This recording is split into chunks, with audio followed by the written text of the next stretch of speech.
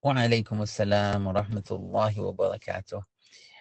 Bless you so much, dearest. It is not Karima. You're thinking of a very, very famous, one of the most famous grandmothers in our isnad to Imam Bukhari, radiyallahu anhu wa jazahu anna khayran. Karima bint Ahmad ibn Muhammad ibn Hatim al-Marwaziyya, who passed away 463 years after Hijrah. Very memorable year. That is the same year that actually two of the renowned Huffaz of the Ummah, Abu Umar ibn Abd al-Barr al-Namari al-Qurtubi, rahimahullah ta'ala, and also in the east, Abu Bakr Ahmad ibn Ali ibn Thabit ibn Mahdi al-Khatib al-Baghdadi. All of them passed away 463 after Hijrah, rahimahumullah wa jazahum anna khayran.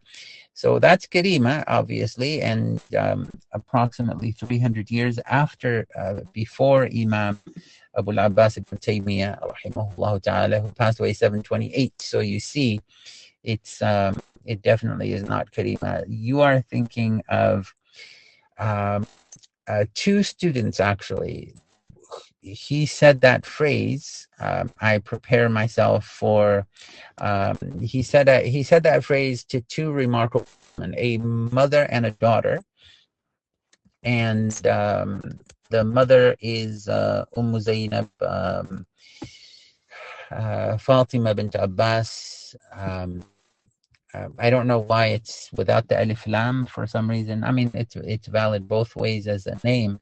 But most of the biographical collections list her as Fatima bint Abbas ibn Abi al-Fatih al-Baghdadiyya, rahimahullah ta'ala. She was a charismatic, legendary Quran teacher, muqri'ah, and a wa'idha that was very passionate and very powerful, moved people, and radiyallahu anha, she quite remarkable and very competent in her craft.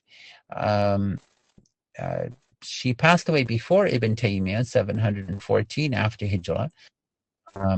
And she is renowned for debates with most prominently one of her peers, actually, who was also a prodigal jurist, Abu Abdullah ibn al-Murahil, also known as Ibn al-Wakil,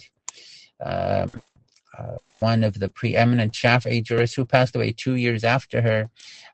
They had many debates regarding the subject of menstruation. I shared this numerous times about how she prevailed in those debates, even though he, rahimahullah ta'ala, al-Sadr, I think he is referred to as a Sadr Deen, Ibn al-Murahil and Ibn al-Wakil.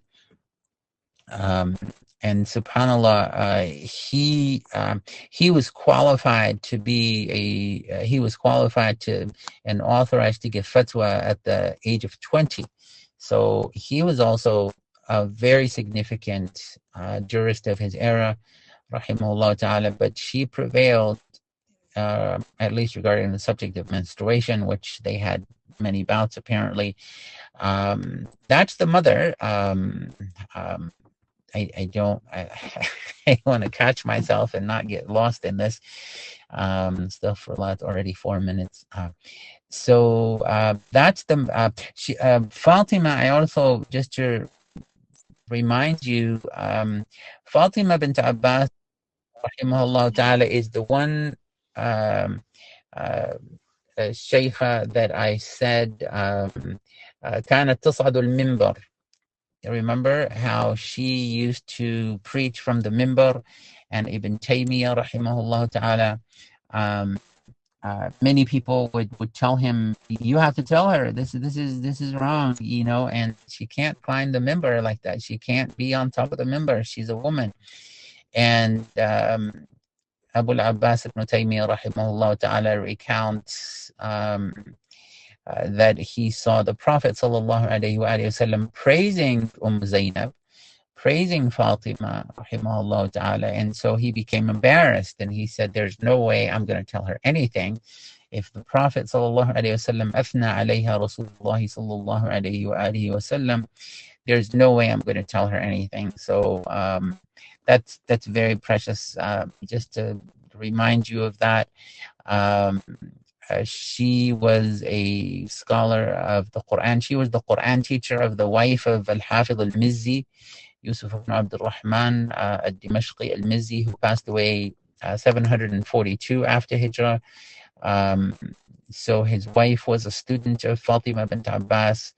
Many women across the world, especially in Damascus and Cairo, memorized the Quran with her guidance and studied the Quran with her guidance, rahimahullah ta'ala. Many of the biographers mentioned that she knew major portions of Kitab al-Mughni of al-Imam Ibn Qudama by heart. And let's see, now her daughter also, Zainab, rahimahullah ta'ala, she, like I said, she and her daughter took from Ibn Taymiyyah rahimahullah.